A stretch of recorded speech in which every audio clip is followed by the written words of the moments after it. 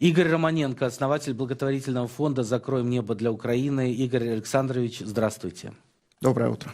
Игорь Александрович, давайте сначала оперативно по ситуации на фронте. Мы сообщали об основных направлениях. Что происходит сейчас? На Курщине продолжаются бои. Силы обороны Украины проводят маневренную оборону, проводят арьергардные бои. Значит, они, подразделения и части ведут бои западнее Сужи, западнее Махновки, а также, то есть выполняют две задачи. Отходят на позиции на Курщине, занимают их и удерживают часть территории, а также ведут боевые действия относительно того, чтобы не дать возможность противнику, которые заняли два населенных пункта на территории Сумщины, перешли границу, продвигаться дальше, то есть в районе там Новенького, такого рода действия. И отмечается определенная концентрация их сил. Ну и надо помнить, что на Курщине вели боевые действия группировка войск противника, которая превышала 60 тысяч. У них тоже идет определенная перегруппировка и распределение этих сил для действий по вытеснению наших войск с территории Курщины, а также на попытки продвигаться дальше на Сумщину.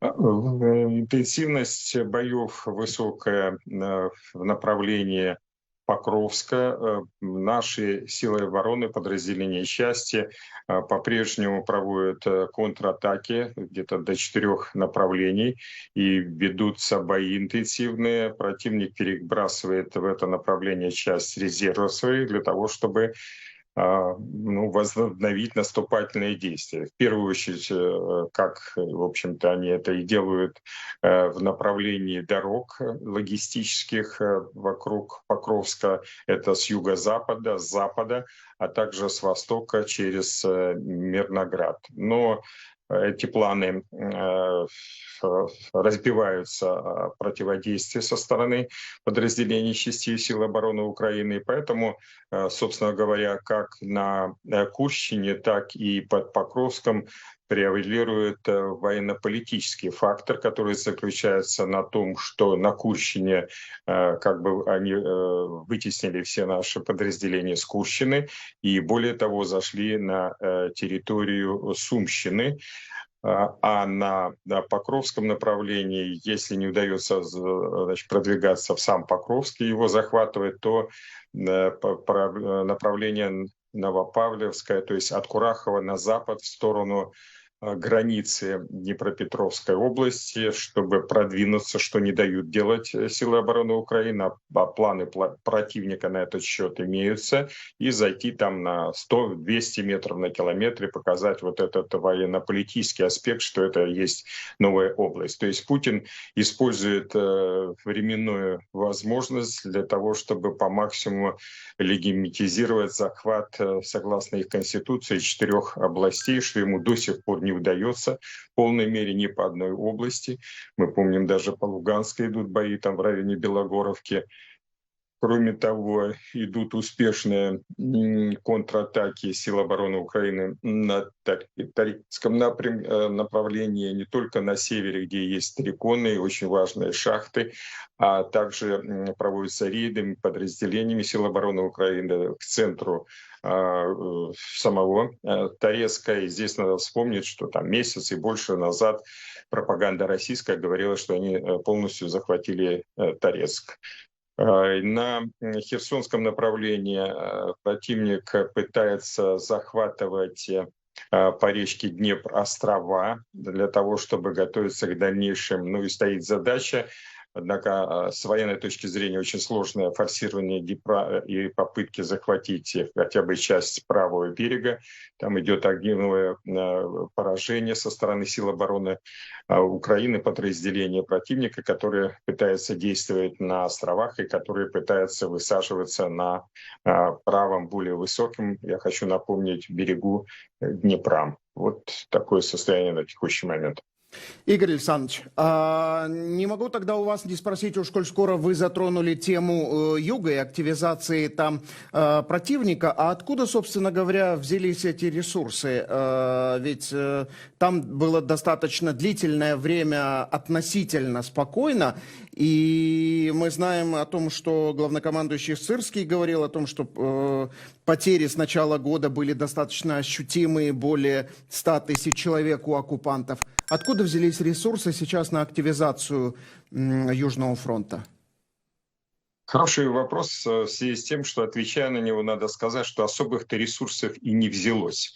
То есть у них не хватает сил, а есть планы. Понятное дело, что политически, мы с вами оговорили этот вопрос, им надо как бы показывать и Херсонскую, и Запорожскую область еще как бы.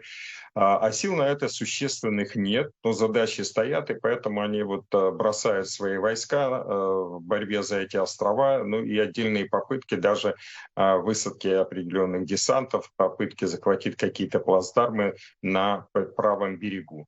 Нам сверху видно все, как там в песне у летчиков поется, с правого высокого берега, поэтому осуществляется эффективное огневое поражение по группировкам войск, по подразделениям, которые пытаются это осуществить, и поэтому эти планы у них не реализуются. Это такой российский Тришкин кафтан. То есть в одном месте отрывает заплатку, на другое пришивает. За последние полгода существенное, значит, было поражение войск противника, вооружения, техники, живой силы.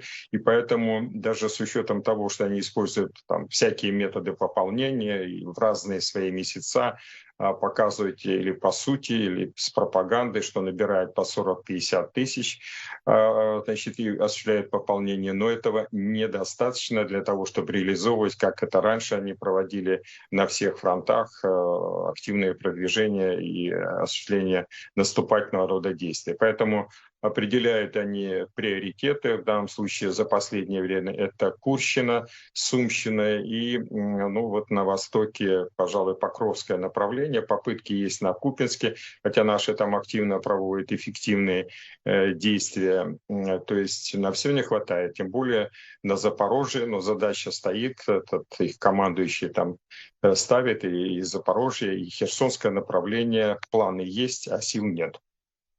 Спасибо, спасибо, Игорь Александрович. Благодарим вас за подробный анализ происходящего на фронте. Игорь Романенко, основатель благотворительного фонда «Закроем небо Украины», генерал-лейтенант.